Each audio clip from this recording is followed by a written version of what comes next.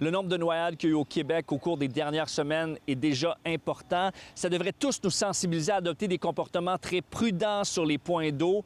La noyade qui est survenue ici même à la plage de Verdun lundi ébranle bien des gens. Le courant est très fort à partir des bouées jaunes. Là, le courant il est beaucoup plus fort. Ah oui. J'ai déjà vu des équipes, des gens qui venaient ici s'entraîner le matin, mais ils ont, comment ils appellent ça, une genre de bouée de sauvetage en arrière d'eux autres. Puis avec ça, ils sont corrects. La foule, à un moment donné, c'est dur à contrôler quand il y en a trop. Il faut le dire, il y a une équipe de sauveteurs à la plage de Verdun. Elle surveille cette zone délimitée par des bouées de 10h à 19h chaque jour.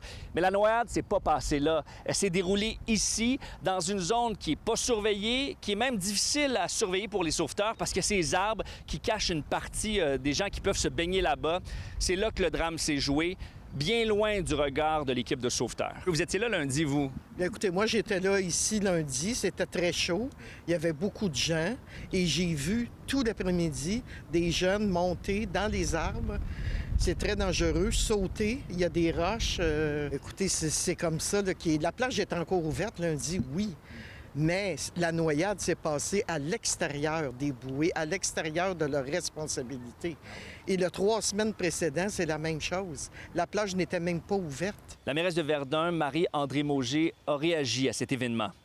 Il n'y a rien de plus triste dans mes fonctions de mairesse que d'annoncer une noyade. Rappelons-nous qu'en dehors de la zone de baignade surveillée, le fleuve est très dangereux et les conditions de baignade sont très risquées en raison des courants forts, de la profondeur variable et du fond accidenté. Verdun compte 15 km de berges publiques. Il ne sera jamais possible de contrôler tout le va-et-vient, dit-elle.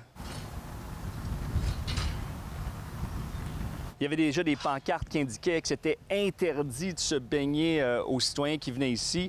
Et là, en plus, la Ville a décidé d'ajouter des barrières pour vraiment envoyer un message clair à ceux qui veulent quand même se baigner dans cet endroit illégalement et hyper dangereux. Toutes mes condoléances à la famille qui a vécu cette noyade qui est vraiment catastrophique. Ça nous rappelle qu'on est une ville insulaire, on est une île, puis on a tendance à l'oublier. On n'a pas la même qualité d'eau partout. Les gens n'ont pas accès aux berges de la même façon partout.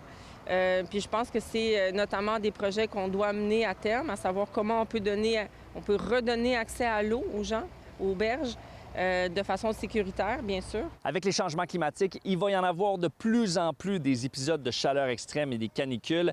La Société de sauvetage encourage les citoyens à adopter des principes de prudence, à porter le gilet de sauvetage lorsque ça s'impose, aller sur des plages qui sont surveillées, comme ici, puis encourager les jeunes à suivre des cours de natation. À Montréal, Étienne Fortin-Gauthier pour Nouveau Info.